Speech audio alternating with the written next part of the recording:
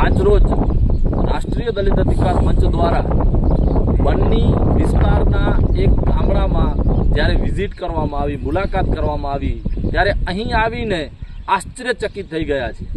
કારણ કે આજે દેશ આઝાદ થઈ 76 જેટલા વર્ષો થઈ ગયા હોય અને આજે આ ઉડઈ જૂથ ગ્રામ પંચાયત, જેમાં 3 જેટલા ગામડા લાગુ પડે, ઉડઈ સાથે જરમરીવાડ અને લાખાબો, જેની 1200 જેટલી વસ્તી હોય, અને આ ગામમાં આજની તારીખમાં દેશ આઝાદ થયો ત્યારબાદથી આજ દિવસ સુધી શિક્ષણ માટે કોઈ વ્યવસ્થા નથી.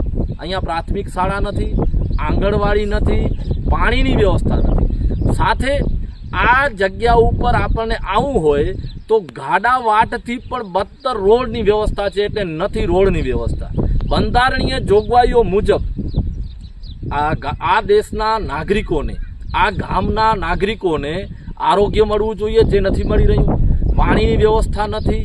શિક્ષણ જ્યારે બંધારણીય જોગવાઈ અંદર એનો આપણો માનવ અધિકાર છે, આપણો હક છે, તે છતાં આ ઉભેલા